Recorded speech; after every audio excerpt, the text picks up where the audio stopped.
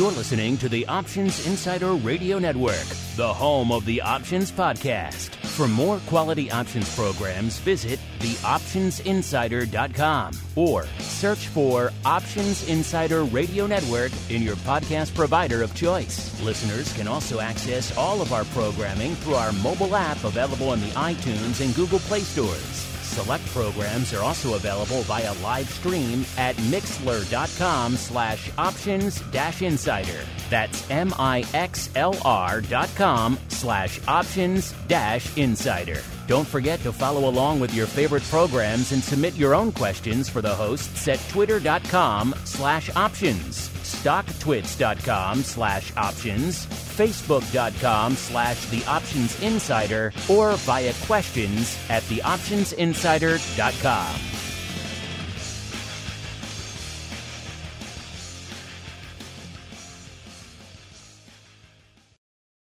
Gold, crude oil, corn, soybeans, and more. With so many tradable products, the futures options market can be an intimidating place. How can you possibly keep track of the latest trading developments across so many different products? Don't worry, we've got you covered. Welcome to This Week in Futures Options, the program designed to help active futures options traders stay on top of this ever-changing marketplace. Each week, we'll break down the top trades, hot products, volatility explosions, and much more. This Week in Futures Options streams live, so be sure to check out our live stream via the Mixlr app. That's MIXLR.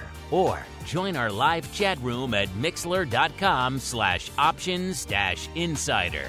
Whether you're an experienced veteran or a newcomer looking to separate the wheat from the lean hogs, This Week in Futures Options has the information you can't find anywhere else. This Week in Futures Options is brought to you by CME Group, the world's leading and most diverse futures and options exchange. For more information and educational resources about futures options at CME Group, visit cmegroup.com/options. This Week in Futures Options is also brought to you by FTSE Russell, a leading global provider of benchmarks, analytics, and data solutions. For more information, please visit ftserussell.com, cboe.com, and cmegroup.com. And now, get ready to break down the latest futures options trading activity. It's time for This Week in Futures Options.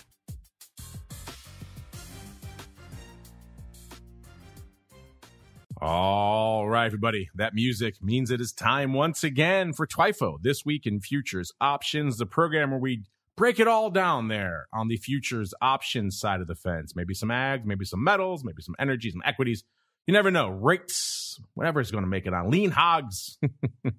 Got to tune in every week to find out. My name is Mark Longo from theoptionsinsider.com, as well as, of course, from the ever-exciting, at least we tend to think so, Options Insider Radio Network. Remind you, if you want to get all that exclusive content we do there, as well as get access to our live streams, as well as all the giveaways, all the other fun stuff that we do, it's only one place to go, theoptionsinsider.com/pro. That's the place to go to learn more.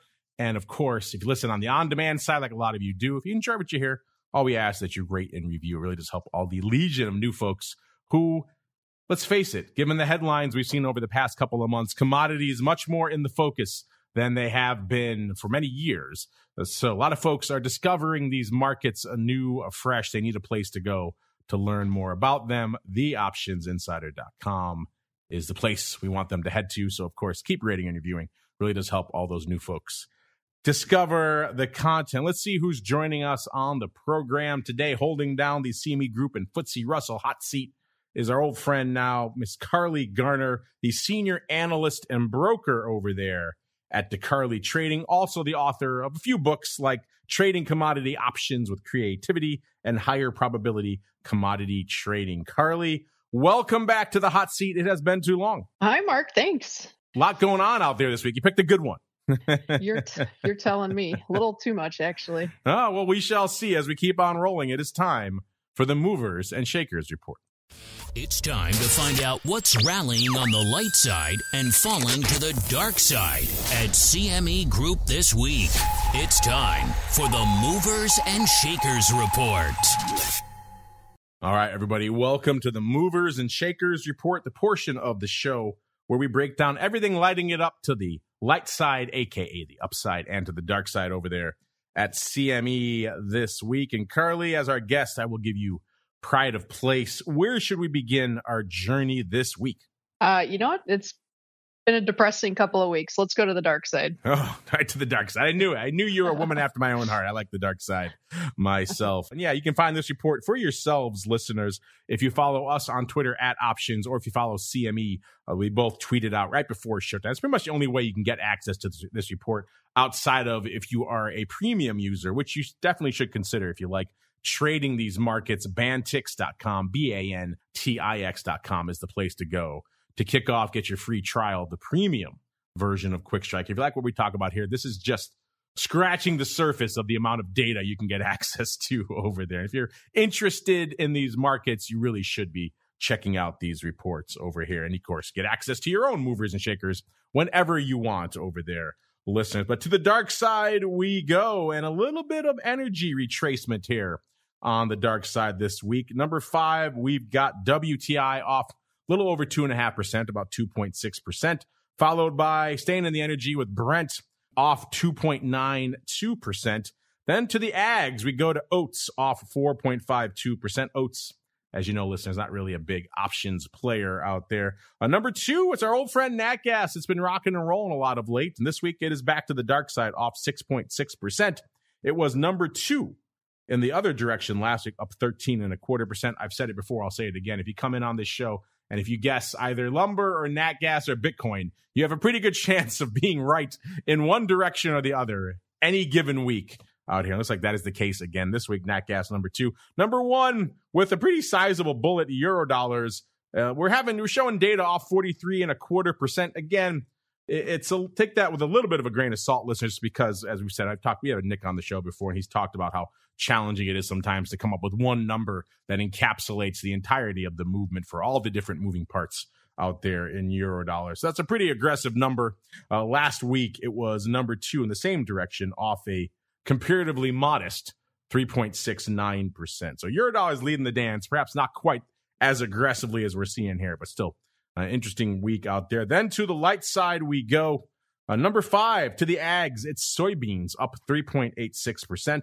Number 4, a metal that has been rocking and rolling a lot of late. It's number 4 to the light side this week, palladium, up 4.19%. It was number 3 in the same direction last week, up 12.5%.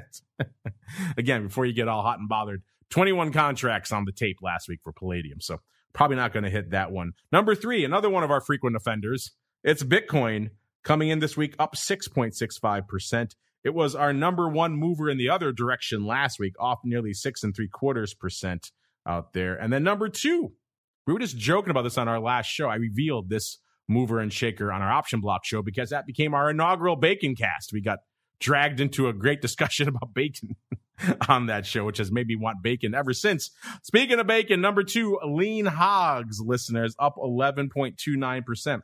Can we hang our hats out there in lean hogs? You know, it is becoming more of an options player than it used to be when we first launched this show. So who knows? Perhaps we can get a little bacon love here on the show as well. And number 1 to the light side this week, another one of our 3 frequent offenders, the trifecta that seems to dominate TWIFO every week. It's lumber, back to the upside, up 16.36%. So a whole heck of a lot of moving and shaking. We have stuff moving in just about every product category, CARLEY. So I'll let you choose.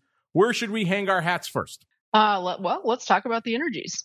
Plenty to talk about. Energy it is. So listeners, you know where to go. Go to that drop down. Go out to, by the way, cmegroup.com/TWIFO is the place to go to access those great fee reports. Then go into that asset class drop down and pull it on down to energy. It's time to tap into the deep options well of black gold, Texas tea, nat gas, and more. It's time to talk energy.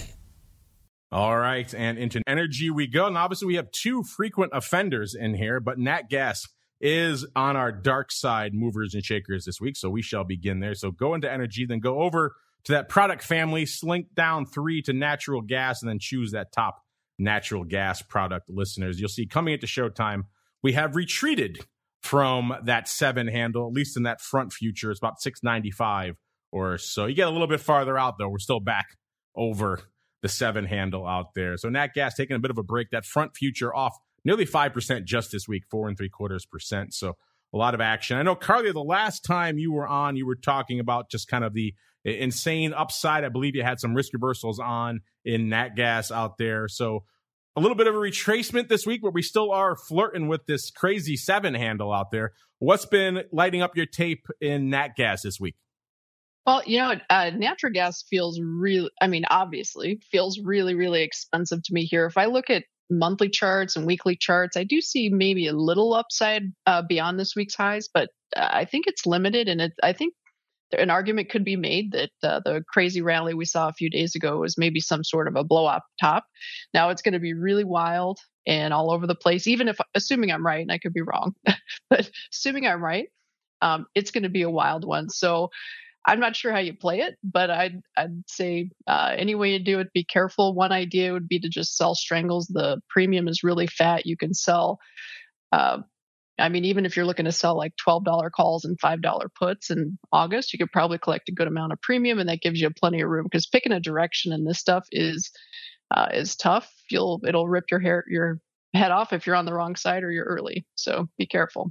Yeah, it's been fascinating to watch what's been lighting it up. Not too long ago out here, we were talking about 7 calls being active all the way out till the end of the year. That seemed pretty optimistic when we were hovering well south of that. Now, of course, we are at or above the 7 handle. At least we were last week. And we were talking about 10 calls being pretty active throughout the entirety of the year. That has retreated a little bit out there. By the way, how much paper is on the tape this week in nat gas? This was a pretty active week. 622,000 contracts. So nat gas not sleeping at all this week. It's also doing its best equity impersonation, because 24% of that paper is going up in the May contract that has a whopping 5 days to go. So we probably won't be hanging our hat out there. But if we just go one contract beyond that list, as we go out to June, that has about 34 days to go. That did 14, almost 15% of the paper. So I think we're going to hang our hat out there. Give us a little bit more meat on the bone to actually analyze out there. If you're wondering what is the vol out here in nat gas, as CARLEY mentioned, it's kind of frothy. It's as you would expect. It's ticking up again this week. Let's see, that May contract that goes away in 5 days, that's about a 67. We go out to June, that's still higher. That's looking at almost an 80, 79.5, up 5.75 points from where it was this time last week. In terms of skew, last week we had the puts 5.4% cheap. This week, getting a little bit cheaper, 7.3% cheap. Calls, they were pretty bid up last week, 10.5%, coming in a little bit this week, down to 8.3% premium over that 79.5 at the money vol level. And in terms of the most active contract, I was talking before about the 10 calls dominating it last week. 10 calls are still lighting it up a little bit this week, but there's a little bit of, it's like diversity of action out here this week, which is kind of interesting. It's the 8 calls this time in that May contract that has 5 days to go. They were leading the dance this week with just a tick under 19,000 contracts. The big day was Monday, 9,300, followed by 4,400 on Tuesday, 3,400 today, 1,800 yesterday. Back and forth opening and closing all week long. So a lot of back and forth paper, not surprising on this 8 strike, as we've kind of been fluctuating around in nat gas. And then right behind that, though, CARLEY was just talking about the puts out here. The puts were pretty active in October as well. We have these 6 puts. Someone put on a ton of them on Monday, 13,200 trading on Monday. All of that opening, a total of only 15,500 on the week. So 1,600 more trading on Tuesday, and then 550 going up today. So it hasn't been quiet the rest of the week. But still a huge explosion in 6 put paper here in October. CARLEY, how does that factor into your strangle analysis? You were talking about August. What about some 6 puts going up 15,000 times in October this week? Get you excited, CARLEY? Yeah, we're seeing a lot of very interesting things in natural gas. I think you mentioned there's obviously a lot of option volatility going through the natural gas market. And I think that's probably what contributed to the big rally we saw on Monday and then the blow-off sell-off. the following couple of days. Because if you think, it's a lot like if you remember GameStop a couple of years ago, I guess it was now, where there was a big gamma squeeze. Market makers that are selling call options to speculators have to hedge their risk, and they do it by buying futures. And I think it just started to become a big vacuum as everybody was gobbling up call options, almost regardless of price. Some of those options got really wildly expensive. I mean, nutty expensive, several $1,000s for options that are, prices we haven't seen in a decade or more. So it's been interesting. Other thing to keep in mind, just on a completely random note, is also a lot of, if you look at the COT report, which is the Commitment of Traders report by the CFTC, a lot of traders were short coming into this week and actually last week as well. And so those short traders probably got really squeezed out, which is generally indicative of, not saying we can't go and retest those highs, but you want to be really careful trying to buy into this market, because the volatility can go both ways. Yes, we have seen nat gas hit some pretty impressive triple-digit vol levels. Not quite there right now, but still hovering around an 80. That's more volatile than Bitcoin. That's probably more volatile than Tesla. I'll have to pull it up right now. Moving a little bit today, but outside of that, Tesla hasn't been at an 80 vol in a while. So you're seeing some pretty aggressive vol levels out here, which, again, you can't argue that it isn't merited. If you're wondering about the 10 strike, that has been active, listeners. Looks like out here in August was where the 10s were the most active this week. 7,600 of those going up, including 5,000 on Monday. Seems like someone maybe giving up the ghost on the 10 strike on Monday. Looks like the lion's share of those were closing. 1,300 today and about 1,000 on Tuesday, 500 on Wednesday. So the 10 calls haven't gone away. They've just been usurped by some other strikes out here, including, I like those 6 puts. I want to take a look at what went up with those in October a little more. October is a long way to go if you're writing those puts. So I don't know if I want to go out that far in this, but still, it's intriguing. I want to go check out exactly what they were up to out there on these, maybe a little bit after the show. Let's look really quickly. Any other interesting? Oh, the one calls. if you were so intrigued, listeners, one calls trading 3,700 times in December. All of that on Tuesday. All of that opening. Interesting. So getting some one call action there in December. Gotta love when they go for the meaty strikes out here. Yeah, nat gas, I think the technical term is all over the place with the paper this week, which is kind of interesting. We saw for a while there, getting back to Carly's point earlier, maybe we did see a bit of a blow off, because for a while there it was all 7 calls and all 10 calls. Now this week we're seeing a much more diverse array of options and strikes lighting it up this week, which is kind of interesting. Maybe indicative that we did see a bit of that blow off or a bit of that gamma squeeze that Carly was talking about there. What are your thoughts on nat gas, listeners? You think we did see the top out here? You think we did see maybe a little bit of a gamma-driven rally, and now we're kind of coming off the other side?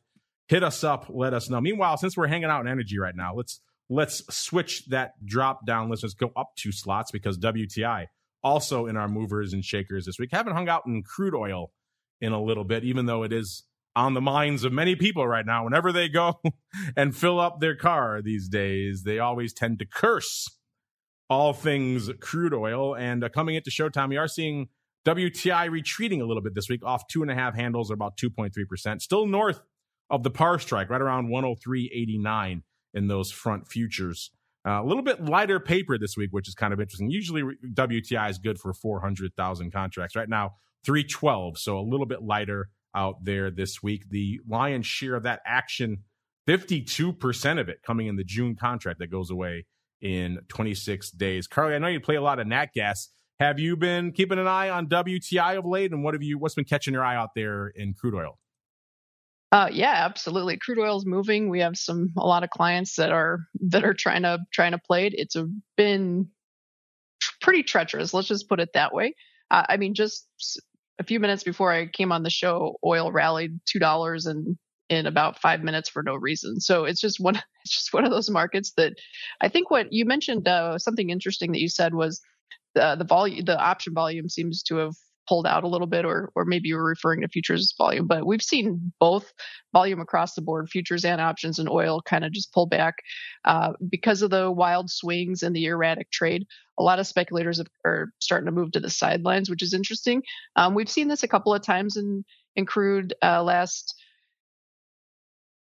let's see, it was like over Thanksgiving. So like in 2021 towards late late November, early December, we saw the same thing. And then especially in 2020 of April, March area, we had like a really big blow up in volatility. And then speculators stepped to the sidelines, volumes dropped.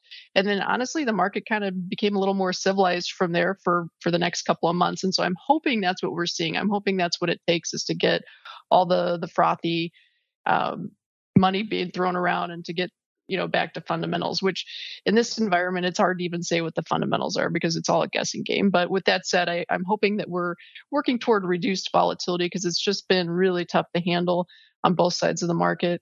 If you look at the option vol, it looks relatively tame. But if anybody that's trading intraday can tell you it's not nearly as tame as the option vol makes you believe. Yeah, that's a good point. Who knows what the fundamentals are in some of these products right now, right? Everything's so fluid over there in Ukraine right now, where they're testing another missile that they say is nuclear capable as we speak. So all sorts of madness unfolding over there. But let's see what kind of madness unfolded in the crude oil market. Yeah, as you mentioned, like the volume is a little bit lighter this week, which is always kind of interesting out here. And a half of that, 52%, going up in this June contract. So that's an interesting concentration of liquidity. We don't always see that in WTI. Usually it's a little bit more spread out. We see those concentrations in the ags a lot, but not so much in energy. So let's go out to June. Like I said, it has 26 days to go. That future at about 103.89 right now. In terms of vol out here in WTI, we're looking at about a 49. That's off about 3.3 points. So still pretty frothy. Again, but it's obviously not nat gas. You're talking roughly half, a little more than half of what we're seeing out there in nat gas. But it still is pretty frothy when it comes to WTI, as CARLEY was just alluding to. In terms of the skew, pretty sizable evolution in the skew, at least on the put wing. Last week, no one wanted the puts. They were pretty much even with the at-the-money, about 1.2% cheaper. This week, coming in quite a bit. They're 7% cheap this week. So folks coming for the puts, the calls, 3.7% bid last week. This week, almost 10% rich, 9.6% rich. So puts coming in, calls getting bid. That is kind of interesting. That is kind of what you would traditionally maybe expect, as you're just moving down the skew curve a little bit like we did. But still, that's a pretty aggressive movement. Let's see if we can dig up what's underlying that. First off, the big trade of the week out here, listeners, in WTI options, nearly 10,000 contracts. Of those, 90 puts going up this week. So that would certainly count as in the put wing there, given where we are at 103. So maybe that pay. Actually, they were pretty active all week long. The big day is actually today, 3,500 today, 2,800 on Wednesday, 1,700 on Tuesday, 1,600 on Monday. It's like back and forth on these 90 puts pretty much all week. So it's hard to tell where the bias was. Obviously, the vol came in pretty aggressively. So you probably want to guess someone's probably lighting up a few of these out here, but still intriguing stuff as we see a lot of action in these throughout the week. Then right behind it, we see, looks like it's a bit of a tie almost between the 80 puts, so a little bit farther out the money puts, doing about 7,500 contracts, and the 115 calls doing 7,100 contracts. Let's go to the puts first. They are winning ever so slightly, about almost 5,000 of those going up today, 4,700. So maybe this is that pop you're talking about there, CARLEY, today. We're seeing a lot of paper in WTI options today. The rest of the week, kind of sleepy. Only 1,300 on Monday, 800 and 500 respectively, Tuesday and Wednesday on these 80 puts. Off to the calls, same deal. Today, the most active day, 3,000 of these 7,100 having gone up today, 2,700 yesterday. Looks like most of those were opening, 1,000 on Tuesday and about 500 on Monday. So yeah, a sleepy rest of the week in WTI, CARLEY. And it seems like this move today is waking everybody up. All of a sudden, everybody's coming for WTI options today because, yeah, today's the most active day by far, CARLEY. It feels that way. I think what a lot of it is, I think people are trying to play is there's some rumors going around that there's a good chance the EU is going to decide whether or not they want to embargo Russian oil over the weekend. And so I think that's what people are trying to speculate on. I can say that usually when you see a whole lot of option buying on both sides of the market like that, and we're flatlined as we are, I mean, oil's been intraday volatility has been pretty high, but if you look at it, we're really just kind of hovering in the $100 area. It hasn't really made a whole lot of progress that's stuck either way. So I think the pain trade is actually for vol to quiet down and for things to calm down. And I think that's probably what we're going to get, given the fact that there's so many people trying to speculate with options on both sides. But time will tell. I've given up on trying to guess what any type of political entity is going to do. So we'll just have to watch price and see how it goes.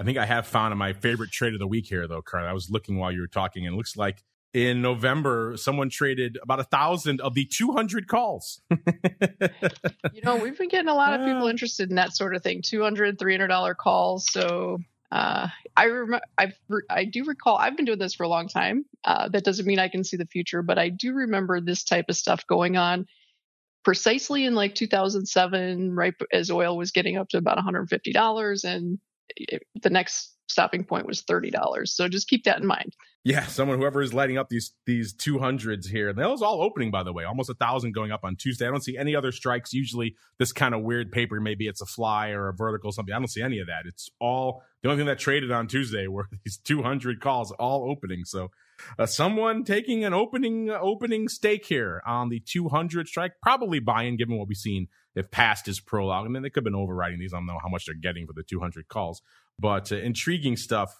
nonetheless here. You like these 200s, listeners? Yeah, I'm with CARLEY. Maybe that's the sign that we are heading back to a more reasonable price out here. Speaking of reasonable, I don't know if the ags, if you can call them reasonable, but they are moving a bit this week. So let's head out to the ags next. It's time to get our hands dirty exploring the latest options, trades, and trends in corn, wheat, soybeans, and more. It's time to talk ags. All right, everybody, welcome to the ags. Go into that asset class drop down. It's pretty easy. It's alpha order, so ags at the top of the list there, listeners. Then we're going to go over to grains and oil seeds. Going to make our first stop here in soybeans. They are number 5 on the light side this week, up 3.86%. And CARLEY, sounds like you have good timing joining us this week because a little birdie told me you've been playing around in soybeans of late this week. What's been catching your eye out there? Well, the grain market has been relentlessly bullish, so I wouldn't get crazy with it. But what we're looking to do is play the downside in November soybeans. Of all the grains, the soybeans probably have the least compelling fundamentals on the bull side. So we're putting together some option spreads that are bearish. Basically, purchase a bear put spread and then use a short call option to pay for it. You should be able to get the short call well above the market. We're talking like $2.50, $3 above the November futures price. And you can buy like $1 put spread and come out with a trade that gives you plenty of room for error, some profit potential if we're right and prices roll over, and isn't going to cost too much out of pocket. And you're also taking advantage of the fact that fall is a little bit expensive, not crazy, but it's expensive enough that you can get a nice good spread and not have to worry about it unless something really wild happens and beans rally $2 or $3 against you. So it's a comfortable trade. It's not super aggressive, but just some looking to get a foot in the door before things potentially roll over. It feels like to me, I mentioned this in nat gas, and timing these things is almost impossible, but it really just feels like the whole inflation narrative and the commodity boom is really running out of steam again. I keep thinking back to 2008 when we thought grains would only go higher, oil would only go higher, and literally a few months later, we were talking about deflation and everything was crashing. So things can change very quickly. I'm not saying that's going to happen. I'm just saying we need to keep in mind that commodity rallies are very rarely long term. They're usually temporary and they usually roll over sooner than most people expect them to. Yeah, we just had that conversation on our last show, the option block. We were talking about usually through the lens of commodity-oriented stocks, but how a lot of them have come on hard times in the last couple of weeks. So it does seem like a lot of people out there, CARLEY, are thinking that perhaps this near-term commodity boom, driven a lot of it by what's going on in Ukraine, perhaps has peaked, at least for the time being, CARLEY. I think so. I mean, the Ukraine thing throws a complete wrench into everything, obviously. If Russia hadn't have invaded Ukraine, I think we'd be looking at a lot different world. I think everyone knows that. But so it's tough to see what's going to happen here. But I can say this: grains are renewable. They're grown every year. And so even if we have a rough couple of years, markets are forward looking and eventually they'll start to price that in. So if we're starting to look at, like, for example, like I mentioned, we're doing November soybeans, that's not really directly related to the war, but soybeans have benefited from the fact that corn and wheat have moved higher. And so that's, if you're looking at new crop trades, I think that's probably the place to be. If you're trying to be bearish, front month, who knows what the heck's going to happen in the next couple of months. But if we're talking in the next year or so, I think there's a pretty good shot that grain prices will probably be a little lower next year than they are this year. But again, you want to be safe out there. There's no sure things. Good words of warning for these markets in particular out there. Coming into showtime, we are seeing pretty lofty levels for these beans, almost 1750 up there. It looks so pricey for soybeans out here. And then, of course, soybeans also kind of doing their best equity impersonation. 310,000 contracts on the tape this week. 38% of that going up in that May contract that goes away in less than a day. So a lot of very near-dated paper, kind of getting back to what we were just saying. Maybe some folks specking that this near-term upside has spent itself. We shall see. We're going to go a little bit farther out, though, listeners. We're going to go to the July contract. That has about 22% of that 310,000 contract. So still a pretty active contract, but it also has 64 days yet to go. So a little bit more meat on the bone than a one-day contract to analyze. In terms of vol, we're looking at about almost a 23, about a 22.85. It's up about half a point. If you're looking at that front contract that's going away tomorrow, that's at a 30. So again, take vol with that near-dated contract, a bit of a grain of salt. In terms of skew, the puts this week, 5.5% cheap. This week, they're 8% cheap, so coming in there. The calls last week, 8.2% bid. And this week, almost 10% bid. So calls getting a little bit juicier. If you look at that near-dated contract really quickly, the puts last week, almost 11% cheap. This week, 4% cheap. So, well, actually, 11% bid last week. This week, 4% cheap. So the puts have come in dramatically in that near-term contract. The calls, 12.5% cheap. This week, 2.8% bid. So the calls swinging up, the puts swinging down in that contract that's going out tomorrow. In terms of the action this week, what was the most active contract? I said we're hanging out at about a 1750.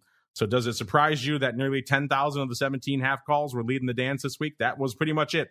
It was active just about every day this week, 2,500, 2,500, 2,600, and all of that closing. So folks were bailing on the 17 half calls pretty much all week this week, which is again, maybe not surprising given the fact that we're hanging out right at that strike here on the show. Then we have a bit of a tie for number two. The 1700s did about 6,600 contracts. The big day for those was Monday, nearly 3,000 contracts. The rest of the week lighter, 1,100 to 1,300 every other day, all closing pretty much throughout the week. And then right behind that, we also have the 2,000 calls. These are in July. Those also did about 6,400 contracts or so. So right behind it. The big day for those is today, 3,400. So over half of the paper going up today, 1,700 yesterday. And then the rest of the week kind of light. So a near-dated surge here in the 2,000 calls in soybeans. That's kind of interesting. I'm looking for some other paper today that may explain. It looks like the 1900s also trading 2,700 today. So maybe a bit of a funky 1,900, 2,000. That's a bit of a ratio, though. So, yeah, this is a strange one. Also have 17 halves and 2,100s trading 1,300 times each today. So, yeah, those strikes don't really line up fantastically. It could be 17 half, 2,000, 2,100, one by 2+, and then one again. There's all kinds of calls lighting it up out here today, listeners, in the July cycle. So upside calls, looks like there's still a little action here, and most of it's opening. So some interesting strikes out there. Any of that come as a surprise? Oh, before I do that, Carly, really quickly, it looks like I missed one. We have to go a little bit farther out. We have to go all the way out to November, the 1600s. Very active there as well. In fact, they would actually be our number two this week. 74, almost 7,500 of these. The big day was Wednesday. 4,000 of those going up on Wednesday, 2,100 on Monday. Looks like someone was bailing on these, though, because these were pretty much closing all week long. So interesting stuff. Any of that come as a surprise to you, Carly, given how active you've been in soybeans of late? Sure. So not necessarily surprising. I mean, I think a couple of things are going on. First of all, soybeans obviously are in an uptrend, and we've seen some really wild commodity moves in 2022. So I think maybe you could make the argument that beans have been a little better behaved than some of the other markets, particularly wheat and even corn. So the call options still aren't overly expensive like they are in some of the other markets. So for somebody that's looking to just speculate, especially we're going into first notice day next week for the May contract, sometimes that triggers some volatility, and it usually triggers volatility in the direction of the trend. So my guess is some people are trying to play that, just hoping we get some weird erratic spike going into contract first notice day, I should say, next week on the May. That'll obviously impact the July as well. So Probably not a bad idea, honestly, to have some cheap flyers out there just in case soybeans becomes the new wheat, or you just never know. In 2022, the surprises keep coming, so they're cheap, might as well. Yeah, let's see. And since we're hanging out in the ags, really quickly, I promised you earlier on our last show we would keep the bacon love alive. So let's take a quick swing into our old friend, the lean hogs. They are number 2 to the light side this week, listeners, up 11.3%. And lean hogs actually have turned into a little bit more of an option story than they used to be. Nearly 30,000 contracts on the tape. Again, it's not to the E-mini or Eurodollars, but it's not the couple of thousand that it used to do out there as well. So lean hogs looking pretty active this week. If you're wondering where are lean hogs trading right now, that front future 110.5 off about 2.75% this week. If you go out to a little bit farther to the June contract, which is where we're going to be looking, that future's at a 116.8. That one's off about 1.4% this week. So since our show last week, lean hogs have been on the rampage. And again, almost 30,000 contracts, pretty much exactly half, 50.5% of that going up in the June contract. What is the vol out here, you might be wondering? In lean hogs, it's a 27.25. It's off about nearly 2 points this week. In terms of skew, the puts last week, 6.3% bid. This week, 5.7% bid. So still a little put love out there, just not as aggressive as last week. Last week, the calls, nobody wanted them. They were 2.9% cheap. This week, 3.8. So calls getting a little cheaper. Puts getting a little bit less expensive as well. And in terms of that nearly 30,000 contracts, what was the big dog? I said we were at about a 116.8 on this future, listeners. The 112 puts were leading the dance with 1,311. That's a lot for lean hogs. A whopping 1,311. The big day was Tuesday, nearly 1,000 going up on Tuesday. Most of that opening. Looks like maybe we have actually, it doesn't line up for verticals. The 120s were also active this week, but those were just pretty much active every day, 300 a day pretty much. So talking 1,100 on the week out here. So yeah, a lot of action in puts here in June. Let's look really quickly, see if we see anything else out here in this crazy product that is no bacon love out here, unless we go to the 130s. Those are pretty active, almost 1,000 this week, 818 to be precise. The big day for those today, about 350 today. So pretty active. CARLEY, did any of your clients ever try to lure you to the dark side of lean hogs, madam? Yeah, you know what? Actually, we keep an eye on the hog market, and we make some recommendations there as well. We've actually been kind of encouraging our clients to buy out of the money calls and hogs. We started a week or two ago. The nice thing about the hog market is, you're right, liquidity is not quite what it is in some of the other markets, but that's kind of a nice thing because you know what? The algos haven't taken over. It's not a slave to Ukraine-Russian headlines. It's kind of doing its own thing. It's behaving itself. And so in my book, that's not a bad place to be. The options are still pretty cheap. So if you're looking for limited risk speculations, it's a good place to be. We personally are looking for hogs. It's kind of been trading in a trading range for the last 2.5-3 months, and we're looking for it to head back up to the upper end of the range. That idea looked pretty good a few days ago. Today, we've pulled back a little, not so great, but I still think that's the right move. So, yeah, I think it's worth taking a look at, even if you're not necessarily familiar with the hog market. It's the chart is the chart. You can look at seasonals and fundamentals aren't that hard to get a grasp of because, it's not as complicated. Let's just say it's not as complicated as something like crude oil when we're talking about war or wheat or things like that. So I think it's a nice, calm, lower risk place to be. I like it. No, that's a good point. The algos haven't seemed to crack lean hogs quite yet. Yeah. So if you're concerned about getting run over in the algos like you do in some of the big equities and other things, you're maybe a little safer. Doesn't mean that lean hogs are safe. They still can move all over, but sure. At least it's not an algo running you over. Yeah, exactly. And it doesn't mean you can't be wrong and lose money. But all I'm saying is there's good and bad about the electronic markets and moving from open outcry to, we can have a big conversation about that. But the reality is the algos do push the markets further and faster than they probably should go. And you don't get that in lean hogs. It's a little more pure price discovery. All right, CARLEY. Well, I twisted your arm, made you talk about the hogs. Sounds like you weren't that reluctant, though. So I'll let you choose where we go next. What product complex lighting up your tape?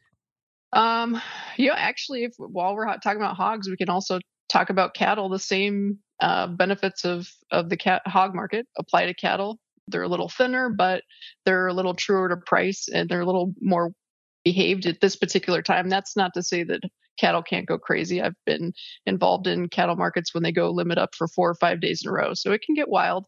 But for the time being, it's relatively tame in regards to volatility. And so we have the same idea there. We've been advising clients to buy out of the money August calls. And so far, so good. We'll see what happens. I mean, who knows? Who knows? Again, don't have a crystal ball, but I think that's, again, a calmer market to take a look at. We're also, I don't know if you've ever mentioned Eurodollar options on this show or not. We talk about Eurodollars quite a bit, so we could certainly get there. You threw me a curveball though with live cattle. That's actually that is a newcomer. We have never discussed live cattle here on the show, so I just pulled it up. Pretty decent week, 43,000 contracts. So it's actually beating a lean hogs this week, listeners. If you're wondering, if you're saying where are live cattle trading right now, 139 and about 3/4, listeners, up about 3.3 handles, or almost 2.5% on the week. And again, 43,000 contracts, so nothing to sneeze at out here. And it's the June contract, again, that has about 43 days to go, that is leading the dance with 39% of the paper. What is the vol, you might be asking, in live cattle? It's about a 12.97 to be precise, up a whopping 20 cents. So not the most volatile product, but it's also not, the 30-year either. Got a little bit more juice there, a little bit more juice for the squeeze. In terms of, let's see, skew last week, the puts, 8.5% bid for the June puts in live cattle. This week, 8.1%. And then the calls, 4.3% cheap. This week, 3.3% cheap. And let's see really quickly, the most active trade, like I said, we were at about a 139 3/4. The 135 puts doing almost 3,000 contracts this week. So that's a pretty big clip here for live cattle, their first appearance ever on TWIFO, which is kind of fascinating. But now she has requested the rates. So off to the rates we go.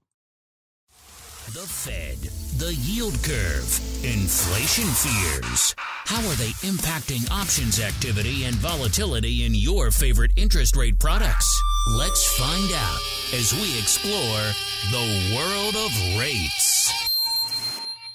All right, welcome to the world of rates. Before we get there, Carly, it looks like our live audience, they've been excited by all the lean hog talk. Maybe it's just all the bacon talk from earlier. They all say they want to start investigating lean hogs. So perhaps we've created a little groundswell of new lean hogs options traders. Carly, what do you think? Yay, all right. I'm all for it.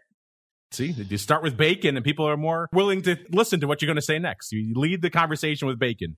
People get excited out there. But yeah, maybe Eurodollars bulls, maybe not as excited this week. An intriguing week out there for all things Eurodollars. Coming into showtime now, they are kind of looking a little bit quieter. That's why I said take some of those crazy aggressive prints we see out there with a grain of salt. It is kind of hard with so many cycles and moving parts in the Eurodollars to come up with an aggregate number, how much this thing is off. But still an interesting week out there. Carly, what's been lighting up your tape in the Eurodollars this week? Yeah, so, I mean, obviously we've had a massive repricing in the interest rate markets. And a cheap and easy way to play that is the Eurodollar options. So what we are looking at, what we've been looking at today, is the idea of just, these are complete flyers, not necessarily high probability trades, but it's just the kind of idea that, hey, guess what? Maybe the market's wrong in pricing in all of these Fed rate hikes and all of this inflation, because all of this is being done on expectations, not reality. Maybe it'll be reality a year from now, maybe not. I happen to think it probably won't be, but only time will tell. So with that in mind, like if you look at the March of 2023 Eurodollar future, it's pricing in a short-term interest rate of about 3.5%, which is a whole percentage point higher than it was just in early March. So these are some pretty massive moves. It's possible to purchase deep out of the money calls. And when I say deep out of the money calls, I'm talking about prices that were just being printed a month and a half ago. So it's not that impossible that we get back there. Maybe it happens, maybe it won't. But for $300 to $500, you can get, 326 days in the market and see what happens. Sometimes what we think is absolute truth today turns out to be completely different than what reality is a year from now. So it's a shot in the dark, but I think it's worth a play. Well, let's see what folks are playing at right now in Eurodollars. By the way, listeners, 1.63 million contracts on the tape in Eurodollars. Not the most active week they've ever had, but also Nothing to sneeze at out there. A lot of paper going up in the Eurodollars yet again. Of that, about 16.5% going up in that near-term SEP contract that has 150 days to go in that front portion of the Eurodollar curve. Remember, they go all the way out, listeners. So you got a lot of expirations to play with, which I know for a lot of you is intimidating when you first start looking at the Eurodollars. Where's that future hanging out right now? 97.4 or so, off about a little over a quarter of a point or about a quarter of a percent on the week here. And in terms of the vol, again, Eurodollar is one of the few products in the rates complex where you can look and say, this thing has some juice. This thing has some vol. Mostly the rates complex is where vol goes to die, but not in the Eurodollars. It's talking at a 115 right now.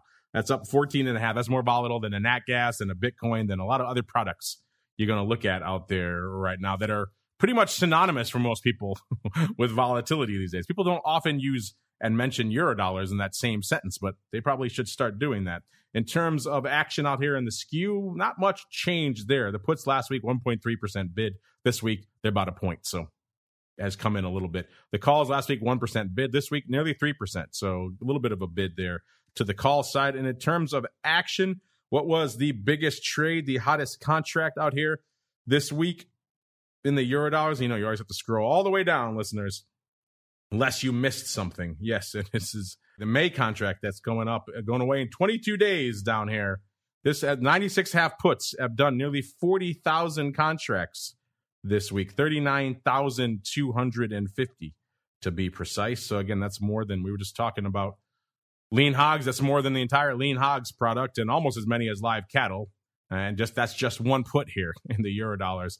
And of that, looks like it was pretty active all week.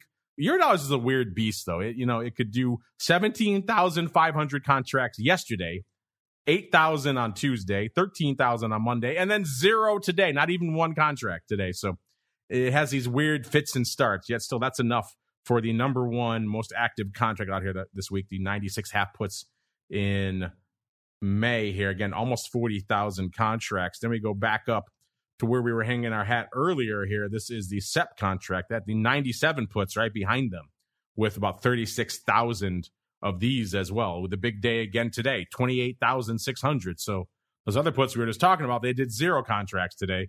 These SEP puts doing 28,600 today. That was actually the biggest day of the week. The rest of the week kind of light. 5,000 on Tuesday, 1,000 on Monday, 1,500 on Wednesday. So all the paper here today looks like maybe a bit of a 97.5, 97 put spread because 22,000 of the 97.5 puts also going up today. So maybe a bit of a funky put spread there. But yeah, a lot of put action leading the dance out here in Eurodollars, which kind of hard to say it's that surprising given what we're seeing out there. It's kind of what you'd expect. I'm just looking to see if I can scroll for any other weird, aberrant prints out here. The 98 calls are also pretty active in June, going a little bit farther out. Those have 31,000 contracts on the tape as well. So again, Eurodollars paper tends to scatter a little bit, and it makes it interesting. Again, also makes it a little bit intimidating for newcomers out here, but intriguing stuff nonetheless. Actually, you know what? I buried the lead. I forgot about one. The June 98 and 5/16. Haven't said that in a while.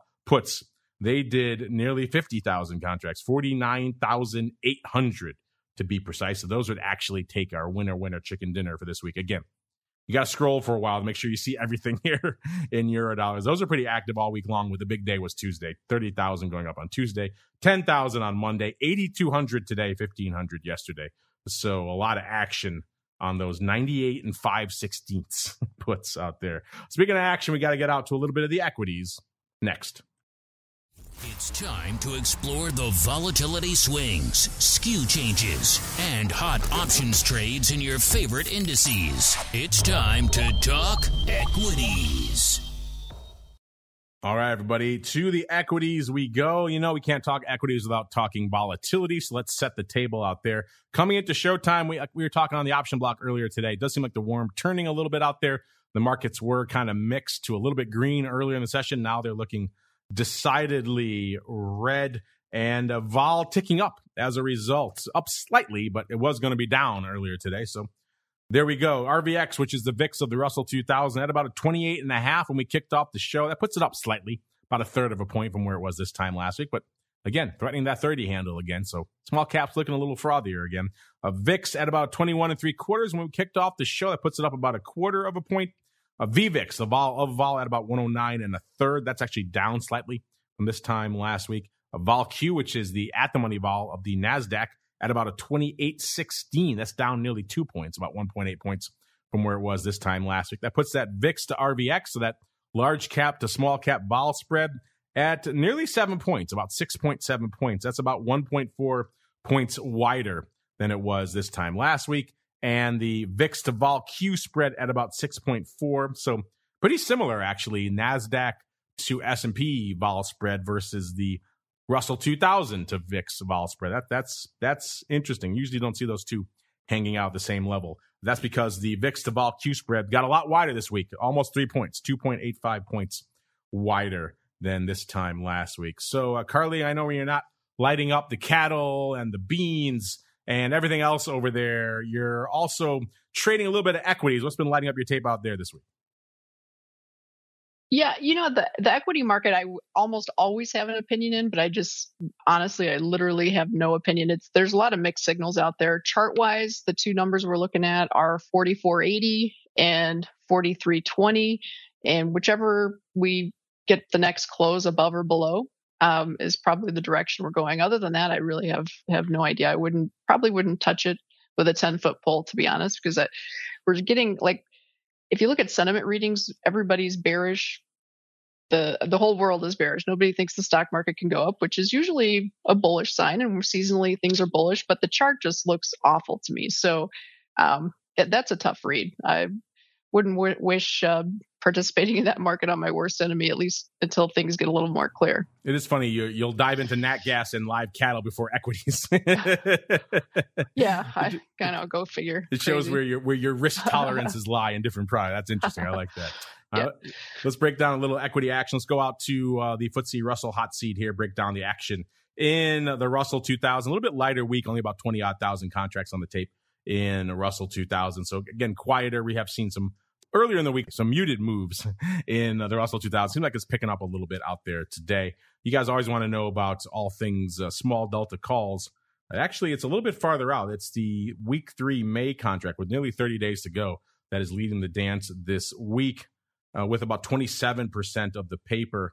And what is the vol out here? About 26.8. It's up about 1.6 points out here. And then let's see. Skew-wise, the puts, as you know, they're bid, a little bit more bid this week. They're a 13.9% bid. Last week, 15.2% rich. This week, and last week, the calls, 12.4% cheap. This week, a little cheaper, 13.3% cheap. And in terms of where the action is, by the way, coming into showtime, we're below 2,000 again, 1986.5. It's the 2270 calls that are leading the dance. So you folks do like your out of the money calls here in the Russell 2000. And they all traded in one day, nearly 500 of them going up on Tuesday, all opening. So interesting. So the 2270s in the week 3 May contract. That's interesting. Looking at a little bit of resurgence perhaps here in the Russell 2000. Maybe a bit of an overwrite. Look and see if anything else went up against it. Doesn't appear to be the case. It's just straight up upside call interest here. But that's not enough for you. Also, we have the 2200s in the end of the month, May. So those have 40 days to go. Those also traded around the same number. Actually, it's like it was a 2200 vertical, went up about 400 times. What a weird, nonsensically tight vertical to put up. But someone did it nearly 400 times yesterday as well. So yeah, some oddball paper lighting it up out here in small caps, listeners. Let's look closer to home. The 20 halves going out tomorrow, also pretty active. That's kind of just a day that ends in Y. There's going to be some crappy small delta calls that are still trading in the Russell 2000, and that is the case again this week. So this week it's all little calls all the time here in all things Russell 2000. That's kind of interesting. I thought we might see a few puts lighting it up out here, but that does not appear to be the case. CARLEY, we got a few minutes left. Let's see if we can welcome on some of the listeners, a little bit of their futures options feedback. It's time for your questions, comments, and insights. It's time for Futures Options Feedback. Submit your questions at twitter.com/options, facebook.com/theoptionsinsider, stocktwits.com/optionsinsider, or via questions@theoptionsinsider.com.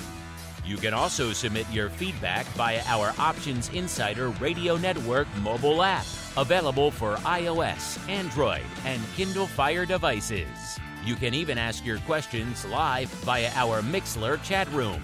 So grab the Mixlr app or just search for Options Insider at Mixlr.com. That's MIXLR.com.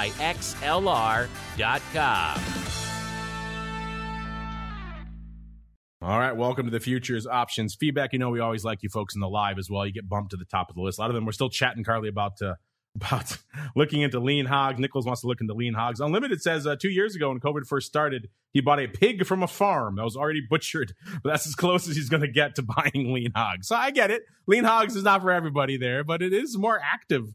Almost 30,000 contracts. It's not a product you can dismiss as easily as back when it was, a couple of thousand contracts and that was it. So lean hogs, move it. And if you're, like Carly mentioned, if you want a product that is at least right now still mostly isolated from the algos, they can't make heads or tails of that, then there you go. Maybe lean hogs is the one for you. But Carly, one of the last times you were on, we were talking, we had that great listener question. I think it was when you were a Pro Q&A hot seat about wheat and Ukraine and all the kind of impacts there. We asked our audience back when this invasion first happened, we said, how long do you think the impact of this Ukraine fiasco is going to impact the markets? And our audience overwhelmingly chose, like over 70% chose within a few weeks to a few days. So I was a little surprised by that. I was much more cynical. I thought it was going to be longer term. Obviously, we've all seen now it's dragged on for 2 months. Seems like it's going to be dragging on longer. So we gave our audience a second tilt at the windmill. We said, okay, we're going to ask you that question again. You guys kind of whiffed it the first time. But how long is this war in Ukraine going to impact the markets? Gave you 4 choices between 1 to 3 months, between 3 to 6 months, between 6 months and a year, and over a year. So Carly, I'm curious for you, what is your spidey sense telling you about how long this thing's going to drag on, at least from a market impact?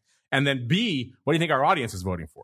I'm going to say over a year, and I assume the audience is going to say the same. Interesting. So you're on the more pessimistic side, shall we say, which I can't disagree with. I was kind of leaning that way in the initial poll as well. And you're with our audience, Carly, 43.5% saying over a year still. Okay. So on the one hand, I wish they're all wrong. But on the other hand, I can't really cynically, I can't say I disagree with that. And the number 2 is between 3 and 6 months, 26.1%, between 6 months and a year, 17.4%, and 13% bringing up the rear between 1 and 3 months. So unlike our last poll, over 70% of you said it was going to be done within a few weeks. This time, over half of you are at least 6 months, if not a year. So that's quite the sentiment shift we have out there. Speaking of sentiment, we asked you guys last week, Carly, I'm curious if you're surprised. I was kind of surprised by this. We asked you, a lot of new products are hitting the tape right now, a whole bunch of them. Which ones are exciting you right now?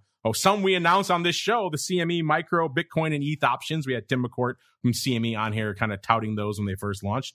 We have the SVIX, which is the inverse VIX. And we have the UVIX, which is the double long VIX. Both of those just launching last couple of weeks. And we also had the nanos from SIBO on SPX, which are the no multiplier options on SPX, listeners. And for a long time, it was the micro, Bitcoin, and ETH that were dominating the tape. And then in the last hours of the poll, the nanos from SIBO had a huge upswing. So I'm guessing maybe someone from SIBO saw this poll was floating around and they got some folks to vote. Either way, 31.5% of you chose the nanos on SPX. If that translated into trading volume, they'd be pretty happy. That hasn't really happened yet. Number 2, right behind it, were the micro, Bitcoin, and ETH options. I know a lot of our audience on this show are intrigued by. And then 23% almost for the UVIX, which is the double long VIX. And only 20% of you, I was surprised, it came in 4th for the inverse VIX. I'm curious for you, Carly, have the micro, Bitcoin, and ETH, has that resonated with any of your clients over there? Are they intrigued by these? The unfortunate thing about the Bitcoin and ETH options and futures, both, is everybody wants to talk about them, but very few people will trade them. A lot of people will request access, but then they just, for whatever reason, they're just not that active in those markets. And I can't really explain why, because it's literally all everybody wants to talk about. but they just haven't caught on the future side of things, and at least not among our clients. And looking at open interest and volume throughout the products, it's something that's getting more and more liquid as time goes on, but so far not as we haven't seen the big rush of traders that we were hoping we'd see. A product that you didn't mention, but I'm going to throw out there just for giggles, is the CME has listed micro treasury futures. They're quoted in interest rates as opposed to futures price that has to be translated into interest rates. So those are something that our clients actually are finding quite useful. You're right. We didn't put those in our poll. There's only 4 slots in the Twitter poll at the end of the day. But you're right. That might be one. It seems like everything else micro at CME, the micro equity futures have been blowing the doors off. So It stands to reason, given how much action there is in the rates. Maybe we need to do another poll. Maybe we need to include the micro treasuries. There you go. So you're giving us fodder for new polls, Carly. We like I know more than a few of our listeners would probably vote that way. Unfortunately, listeners, that music means we've come to the end. We've already gone long here. So we have so much fun talking all things futures options. We tend to run on here, listeners. But don't worry, that's going to conclude our broadcast day here. But don't worry, we're back again tomorrow with Vol Views, noon Central, 1 p.m. Eastern. Then for all of you Secret Club cool kids, we're back. Options Oddities exclusively for you folks there. We had a break last week. Andrew was traveling, I was traveling. Now we're back in action. See what's lighting it up, what's dragging us down, all sorts of fun, unusual activities. So stay tuned for that. But before we go, Carly, if folks want to reach out to you, see what's going on, pick your brain about all these different markets, where should they go? What should they do? Visit DECARLEYtrading.com. It's DECARLEY trading.com. There's our contact information as well as a bunch of information on our services and educational materials. Even if you don't want to trade, you just want to learn, it's a good resource. There you go. DECARLEYtrading.com is the place to go. Pick up 1 or 2 of her books while you're at it over there. If you're intrigued by these markets, some good starter material for you to help you get along the way. And of course, you know where to go to see all these reports we've been talking about all show long. CMEgroup.com/TWIFO. TWIFO is the place to go. And remember, if you want to upgrade to the full version of it, check out what Nick and his team have to offer. You can get a free trial, kick the tires and light the fires. Bantix.com, BANTIX.com. A lot of great data over there. If you're trading, if you're interested in these markets, you literally have nowhere else to go. That they are the keepers of this data. So it's their tagline. All the stuff you can't find in one place is pretty apt. Bantix.com is the place to go to learn more. And of course, you know where to go to learn more about all things small caps. FTSERussell.com, FTSE Russell.com is the place to go. COVID Impact Center. What's going on with small caps this week from a vol perspective? Recon coming up. I do want to pick their brains about that whole June 8th thing we've discovered on our network. Maybe Recon is one of these subtle players in that whole thing. So FTSERussell.com is the place to go. At FTSE Russell is the place to go on Twitter as well. Give them a follow. A lot of great data coming out there in between episodes of this show. Again, back again tomorrow, noon Central, 1 p.m. Eastern for Volatility Views. And then back again next week, another episode of This Week in Futures Options. Stay safe out there, everybody. This Week in Futures Options is brought to you by CME Group, the world's leading and most diverse futures and options exchange. CME Group's markets help individuals and businesses around the world manage risks and seize opportunities. CME Group offers the deepest and most liquid options on futures across all asset classes, including interest rates, equity indexes, foreign exchange, energy, agriculture, and metals. For more information and educational resources about futures options at CME Group, visit cmegroup.com/options. This Week in Futures Options is also brought to you by FTSE Russell, a leading global provider of benchmarks, analytics, and data solutions. Investors in the U.S. and around the world are using FTSE Russell indexes to benchmark their investment performance and create investment funds, ETFs, structured products, and index-based derivatives. Many Options Insider Radio Network listeners will be familiar with the Russell 2000 Index. Russell 2000 futures and options options are currently trading on the Chicago Board Options Exchange and CME Group. For more information, please visit ftserussell.com, cboe.com, and cmegroup.com. This broadcast is intended for informational and educational purposes only and does not constitute trading advice or the solicitation of purchases or sale of any futures or options. The rulebook of the applicable exchange should be consulted as the authoritative source on all current contract specifications.